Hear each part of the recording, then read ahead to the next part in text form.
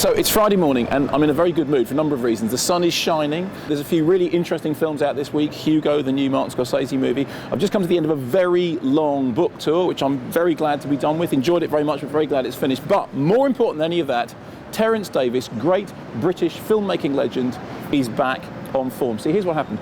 I did the last date of the book tour at the Liverpool Fact, beautiful cinema, on Tuesday. And while I was there, it turned out that my talk coincided with Terence Davies doing a Q&A for his new film, Deep Blue Sea. Now, if you're a regular listener to the radio show that I do on Radio 5 with Simon Mayer, you'll know that I really like Deep Blue Sea. A couple of years ago, I made A Time in the City my favourite film of the year, and Deep Blue Sea, I thought it was terrific. And I said to everybody, look, go see the movie. Wouldn't it be great if Terence Davies had a really big socking hit?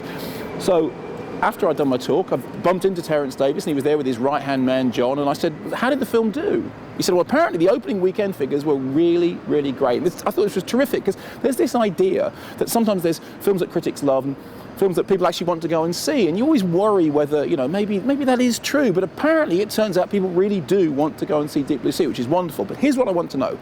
Did you go and see Deep Blue Sea? And if you did, what did you think of it?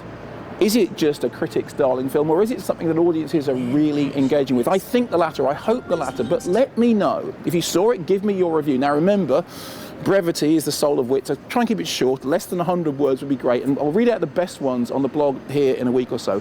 Just finish with this little story. At the end of the talk, I was there with Terence Davies and John. It was great. We went back to the hotel, went to the bar and had a drink with him, and I thought, well, what a wonderful day this has been. You know, I finished my book tour and I'm sitting there having a drink with Terence Davies, and his movie's done really well.